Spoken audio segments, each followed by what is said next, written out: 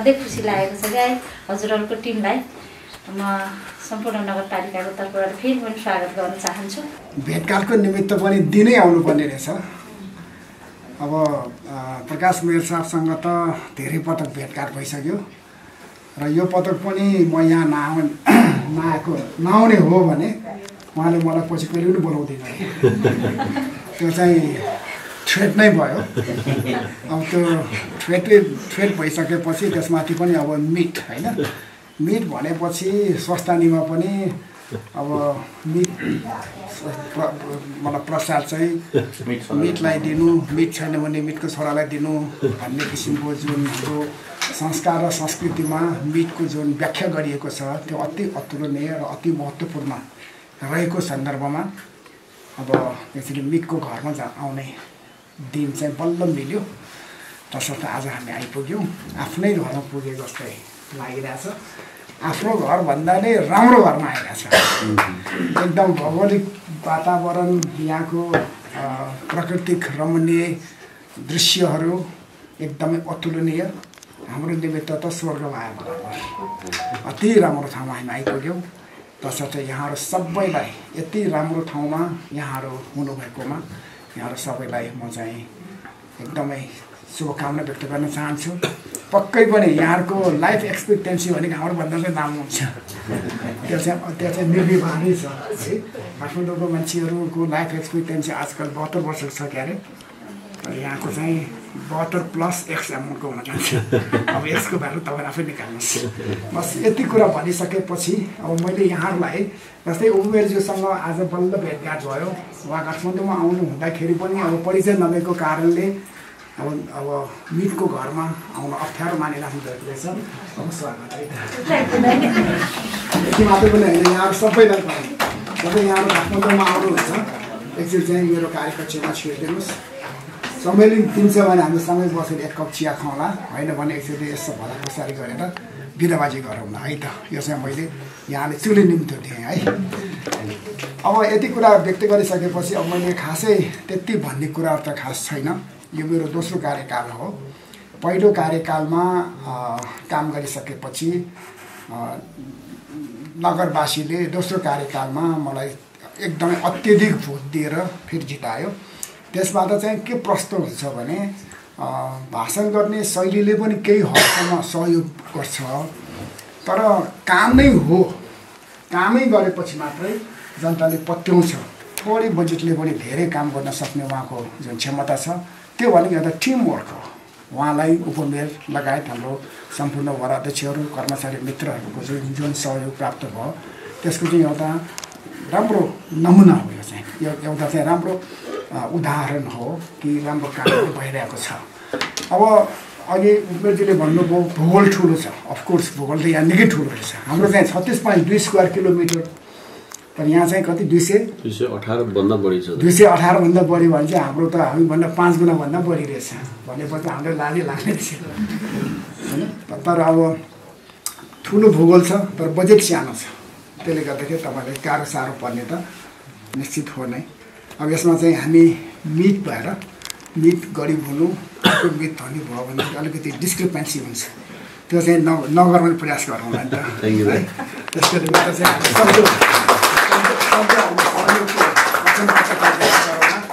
अब हाम्रो मतलब भगिनी सम्बन्धको सिस्टर सिटी रिलेसनसिपको चाहिँ सम्बन्ध स्थापना भइसकेपछिदेखि नै हामीले महानगरपालिकाले आफ्नो भगिनी सम्बन्ध स्थापित नगर र गाउँपालिकाहरूलाई चाहिँ हामीले थोरै बहुत बजेट दिने चाहिँ व्यवस्थापन गरेका छौँ।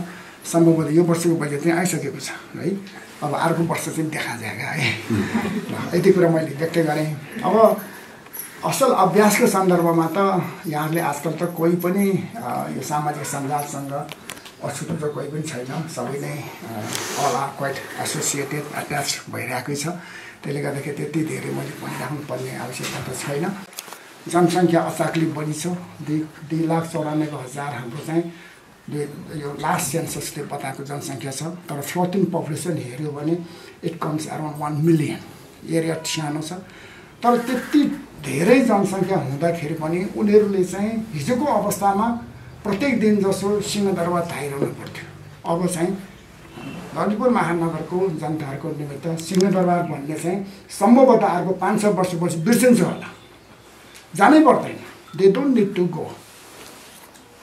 अब पासपोर्ट लिन आदि इत्यादि उनीहरू कामहरू पर्दाखेरि जान्छ, होइन भने जानै पर्दैन। त्यसरी हामीले स्थानीय पालिकाले चाहिँ काम गर्दै आइरहेको सन्दर्भ छ, होइन। त्यसले गर्दाखेरि अहिले स्थानीय सरकार स्थानीय जनताको बिचको चाहिँ जुन अनुल्यासित सम्बन्ध छ, त्यो बन्डिङ भनेको दिन दुगुना रात चौगुनी बलि हुँदै गइरहेको सन्दर्भ छ। त्यसले गर्दाखेरि चाहिँ वास्तवमै भन्ने हो भनेदेखि सङ्घीय सरकार र प्रदेश सरकारले चाहिँ त्यति राम्रो डेलिभरी गर्न नसक्दाखेरि पनि हाम्रो जनताहरू चाहिँ खुसी छन्, किनभनेदेखि हामीले एकदमै राम्रोसँग डेलिभरी गर्दै आइरहेका छौँ। तपाईँलाई केही कुरा सिक्नु छ भने हामीलाई पठाइदिनुहोस्, मान्छेहरू टेक्निसियनहरू, होइन। हामी जाने बुझेको सबै सिकाएर पठाउँला, अथवा होइन उतैबाट मान्छे झिकाएर यहाँ ल्याउनु पर्ने छ भनेदेखि त्यो पनि भन्नुहोस्, हामी त्यो पनि गरौँला, ताकि अब मिटको बिचमा चाहिँ धेरै अन्तर नहोस्। अब त्यो भन्दै गर्दा हामी सानो छौँ, तपाईँको भूभाग मलाई दिनुहोस् भन्नु त मिलेन, होइन। तर मिल्ने हदसम्म हामी चाहिँ सहकार्य गर्न चाहिँ हामी तयार छौँ। म नगरपालिकाको प्रमुख भइसकेपछि मैले सधैँभरि ब्युरोक्राटलाई मोटिभेट गर्ने काम गरिराखेँ। अब कहिलेकाहीँ चाहिँ चित्त नबुझ्दाखेरि कराउन मन लाग्छ, जुन कामलाई दोहोऱ्याइ तेह्रै भन्नुपर्छ त्यहाँ चाहिँ मान्छेलाई इरिटेसन फिल हुँदो रहेछ। त्यो मैले होइन, यो पदीय जिम्मेवारीका आधारमा चाहिँ यो कुर्सीमा रहँदासम्म मात्रै हो, त्यस पछाडि सायद मलाई त्यसले खासै छुँदैन होला।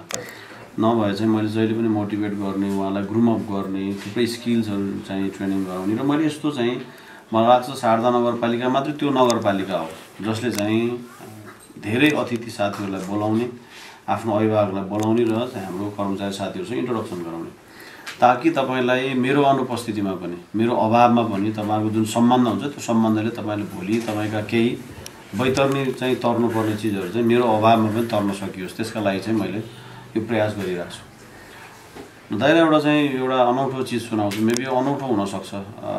यो चाहिँ भगिनी सम्बन्ध भन्ने जुन थिम छ, यो शारदा नगरपालिकाले सबैभन्दा पहिला ललितपुर महानगरपालिका र शारदा नगरपालिका बिचै भयो। यही चिज चाहिँ कर्णालीमा पहिलो भएछ। आजसम्म कर्णालीमा यो भगिनी सम्बन्ध भन्ने चिज चाहिँ थिएन।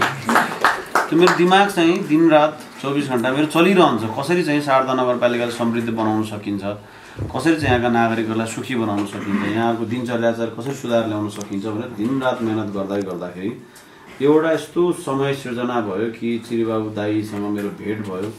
मैले धेरैचोटि उहाँलाई चाहिँ यस्ता प्रस्तावहरू राखेँ। प्रकाश भण्डारी शारदा नगरपालिका नगर प्रमुख मात्रै त्यस्तो मान्छे थिएन जसले चिरीबाबु महर्जनसँग यो भगिनी सम्बन्धको प्रस्तावहरू राखे। मलाई लाग्छ सम्भवतः अधिकांश पालिकाहरूले ललितपुर महानगरपालिकासँग भगिनी सम्बन्ध स्थापना गर्न इच्छा राख्छ, किनभने यो त्यो इजी वे, इजी एक्सेस छ जहाँ चाहिँ हामी नगर प्रमुखलाई सजिलै प्राप्त गर्न सक्छौँ। त्यस्ता ठुल्ठुला महानगरपालिकाहरू पनि छन् जहाँ मान्छेको एक्सेस नै छैन, जहाँ मान्छेले चाहिँ एउटा चाहिँ नगर प्रमुखलाई भेट्न पनि सक्दैन। त्यसले म लगायत थुप्रै मान्छेहरूले चाहिँ मेरै आँखा अगाडि मैसँग जोडेका थुप्रै साथीहरूले चाहिँ चिरबाबु दाईसँग चाहिँ यो भगिनी सम्बन्धको प्रस्ताव राख्दै गर्दाखेरि म मात्रै एउटा त्यस्तो सफल मान्छे भए जसले चिरीबाबु महर्जनलाई कन्भिन्स गर्न सके। दाईले अघि चाहिँ गुरुबा गोटवान भन्नुभएको थियो, प्रकाश भण्डारी एउटा स्मार्ट मेयर हो, होइन। काठमाडौँ गयो भने उसको चामिङ नै अर्कै हुन्छ, उसको एउटा चाहिँ एक खालको चाहिँ दाईले मेरो त्यहाँ राम्रै प्रशंसा गर्नुभएको थियो। त्यो सायद दाईको मुखबाट चाहिँ दाईले अघि भन्नुभयो नि इज स्ट्रेट फरवर्ड कि म मुखमा जे आउँछ त्यो बोल्ने मान्छे हो र चाहिँ यो चाहिँ कसैलाई खुसी बनाउनका निम्ति, कसैलाई ठिक्क पार्नका निम्ति चाहिँ गफ दिने क्यारेक्टरको मान्छे चाहिँ चिरीबाबु महर्जन हुनु न। मैले कन्भिन्स गरेँ, मलाई आज पनि थाहा छ। मलाई लाग्छ सम्भवतः शारदा नगरपालिका नै ललितपुर महानगरपालिकाको तर्फबाटको आजको मितिसँगको अन्तिम चाहिँ भगिनी सम्बन्ध हो कि जस्तो लाग्छ। तर मलाई थाहा छ फेरि अहिले थुप्रै प्रस्तावहरू दाइ कहाँ गइरहेछन्। म त यस अर नो भन्दा अरू केही चिजमा डिले गर्दैन। मलाई खास बिहानदेखि बेलुकासम्म रिस उठिरहेको हुन्छ त 24 घण्टा। म त्यस्तो क्यारेक्टर, म वर्कहोलिक नेचरको मान्छे। मलाई कामभन्दा अरू केही गर्न मन लाग्दैन। अनि मतलब मलाई यो चाहिँ मैले यो कुरा किन सेयर गरिरहेको छु भने यो नगरपालिका बनाउनु पर्ने छ, समस्याहरू थुप्रै छन्, लुपहोलहरू थुप्रै छन् र हामीसँग अवसरहरूको खडेरी छ। हाम्रो आन्तरिक स्रोत मात्रै पनि हामीले नगरपालिका लिने बेला जम्मा 45 लाख रुपियाँ थियो। आज हामीले 1 करोड 53 लाख बनाएका छौँ गएको वर्ष भने योपालि हामी कम्तीमा 2.5 करोडसम्म बनाउन सक्छौँ भन्ने लागेको छ। अब यसले हामीले एक्सर्साइज गर्दै जाँदाखेरि हामी केही नभने 5 देखि 10 करोडसम्म आम्दानीको स्रोत बनाउन सकिन्छ कि आफ्नो कार्यकालभित्र भन्ने कुराको एक्सर्साइज हामीले गरिरहेको छौँ। र म यही कुरा जोड्छु। कुराहरू थुप्रै छन्। अब दाइले इजी वेमा गर्न सक्ने थुप्रै कुराहरू छन्। दाइले अघि भनेको छ, दाइले नै जोडेको कुरामा चाहिँ हाम्रो नगर प्रहरीलाई हामीले स्मार्ट नगर प्रहरी बनाउन खोजेको। मैले एक्जाम्पल दिने बेला पनि जहिले पनि त्यो काठमाडौँ महानगरपालिकाको नगर प्रहरीको नहेर ललितपुरको हेर, with gods, with due respect होइन, विथ डिसिप्लिन चाहिँ त्यहाँको नागरिकलाई चाहिँ त्यहाँको नगर प्रहरीले चाहिँ सहयोग गरिरहेको छ। सीताराम आचेतुलाई म उहाँको एकदम तल्लो पदमा रहँदादेखि चिन्छु, किनभने म काठमाडौँमा हुर्के बढेको मान्छे। म कोटेश्वरमा हुँदा उहाँले के गर्नुभयो, सातोबाट जाँदा के गर्नुभयो म राम्रोसँग चिन्छु। उहाँको नामै ब्रान्ड एकदम एउटा सीताराम आचेतु भन्ने बित्तिकै त्यो अचम्मको एउटा ब्रान्ड उहाँले बनाइसक्नु भएको थियो। चाहे त्यो जेब्रा क्रसिङ गर्दाखेरि डान्स गर्दै गर्ने होस् या ट्राफिकलाई चाहिँ सिग्नल चाहिँ गर्ने, मलाई धेरै कुराहरू याद छ जसलाई यहाँ डिस्क्राइब गर्यो भने लामो हुन्छ। दाइले उहाँलाई चाहिँ चुज गरेपछि नगर प्रहरी बनाइसकेपछि जे चेन्ज त्यहाँ आयो, मलाई चाहिँ दाइले कोहलपुर नगरपालिकालाई पनि सहयोग गर्नुभएको रहेछ।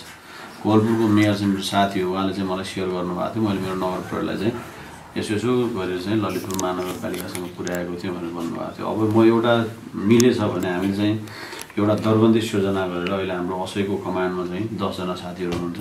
सहीको कमान्डमा अलिकति, किनभने भूगोल ठुलो भएको छ, काम थुप्रै गर्नुपर्ने, यतातिर चाहिँ नगर प्रहरी पठायो उता चाहिँ बिग्रिन्छ, उतातिर नगर प्रहरी बनायो यतातिर बिग्रिन्छ। तर नगर प्रहरी यस्तो एउटा चिज रहेछ वास्तवमा चाहिँ नगरपालिकाको लागि आधा जति बर्डन त्यो प्रमुख प्रशासकीय अधिक र नगर प्रमुखको या प्रमुखज्यूको त्यो उनीहरूले नै क्लियर आउट गरिदिँदो रहेछ। अविस्मरणीय छ, अपरिहार्य छ। एउटा टोलका मान्छेले पनि दाइलाई हेर्ने, जहाँ दाइले दिएको बजेटबाट मन्दिर बन्दैछ त्यहाँ हेर्ने देख्ने उनीहरूले इच्छा गरेका छन्। भोलि समय चाहिँ रहेछ भने एकछिन हामी त्यहाँ पनि जान्छौँ।